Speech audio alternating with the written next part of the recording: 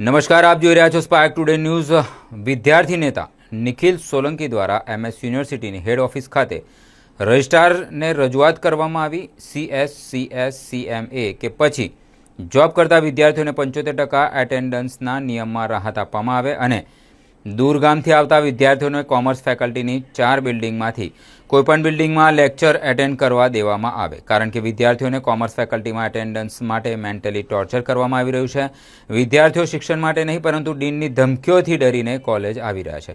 લેક્ચરમાં ટીચરો દ્વારા ભણાવવામાં ઓછું અને હાજરી પૂરવામાં વધારે આવે છે।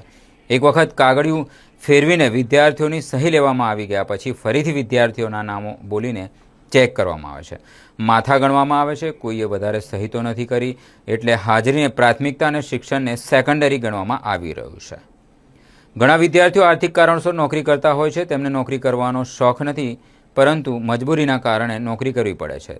તેમ હોય તો તેવા સંજોગોમાં વિદ્યાર્થીઓનું હિત જળવાઈ રહે તે માટે તેમને 75% હાજરીમાં રાહત આપવામાં આવે તેવી માંગ કરવામાં આવી છે। આજ રોજ અમારા દ્વારા MS યુનિવર્સિટીની હેડ ઓફિસ ખાતે રજિસ્ટ્રાર સામે રજૂઆત કરવામાં આવી કે રોજેનો રોજે કોમર્સ ફેકલ્ટીની અંદર વિદ્યાર્થીઓને મેન્ટલી ટોર્ચર કરવામાં આવે છે, માનસિક રીતે ત્રાસ આપવામાં આવતો હોય તેવું લાગી આવે છે। 75% અટેન્ડન્સના નામે વિદ્યાર્થીઓને ગભરાવવામાં આવતો હોય તેવું લાગે છે। માટે આજે અમે હેડ ઓફિસ પર રજિસ્ટ્રાર સામે રજૂઆત કરી છે કે જે રીતે વિદ્યાર્થીઓને મેન્ટલી ટોર્ચર આપવામાં આવી રહ્યું છે, વિદ્યાર્થીઓ શિક્ષણ માટે નહીં પરંતુ એક ડરને લીધે, એક માનસિક જે ડર છે જે ડીન સર તરફથી આપવામાં આવે છે તેના લીધે હાજર રહેતા હોય। વિદ્યાર્થીઓ તો મેન્ટલી રીતે નહીં પરંતુ ફિઝિકલ જ હાજર રહેતા હોય તેવું લાગી આવે છે, પરંતુ આ લોકોએ અટેન્ડન્સને પ્રાથમિકતા અને શિક્ષણને સેકન્ડરી ગણી લીધું હોય તેવું લાગે છે, જેવું ના થવું જોઈએ। જેના માટે આજે અમે રજિસ્ટ્રાર સરને રજૂઆત કરવા માટે આવ્યા છે કે જે 75% અટેન્ડન્સ છે તે નિયમ કડકાઈપૂર્વક અમલ કરવામાં ના આવે, કારણ કે બધા વિદ્યાર્થીઓની પરિસ્થિતિ એક સરખી નથી હોતી। કોઈ વિદ્યાર્થી CA, CS જોબ કરતા હોય, CMA કરતા હોય કે પછી કોઈ કોમ્પિટિટિવ એક્ઝામની તૈયારી કરતા હોય, દરેક વિદ્યાર્થી મિત્રો 75% હાજરી ના પણ આપી શકે। કોઈ વિદ્યાર્થી ગરીબ હોય, કોઈ વિદ્યાર્થી અમીર હોય, કોઈની ઘરની પરિસ્થિતિ ફાઇનાન્શિયલ કન્ડિશન સારી ના હોય તો તે લોકોને જોબ પણ કરવું પડે, એટલે બધા નિયમો બધી જ જગ્યાએ લાગુ કરવા એ યોગ્ય નથી।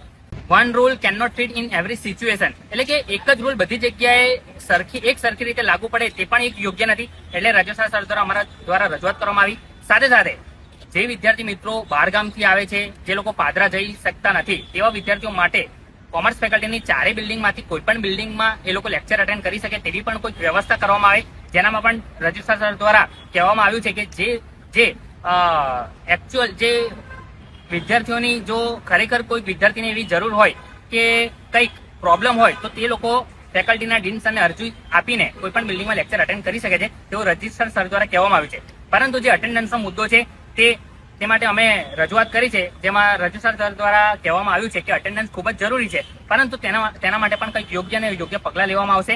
અને જે ફર્સ્ટ યરમાં કેટી હોય અને જે વિદ્યાર્થીઓ થર્ડ યરમાં નતા જઈ શકતા તેવા વિદ્યાર્થીઓને પણ થર્ડ યરમાં જવામાં આવશે અને જેનું ઓફિશિયલ ડિક્લેરેશન યુનિવર્સિટીના નોટિસ બોર્ડ પર મૂકવામાં આવશે, તો વિદ્યાર્થીઓએ જઈને જોઈ લેવું। અને કદાચ જો તમારું એટીકેટીના લીધે એડમિશન અટક્યું હોય તો તમે કોલેજ પર જઈને ફેકલ્ટીનો કોન્ટેક્ટ કરીને એડમિશન મેળવી શકો છો। હું Nikhil Solanki, commerce faculty FR faculty representative. Thanks.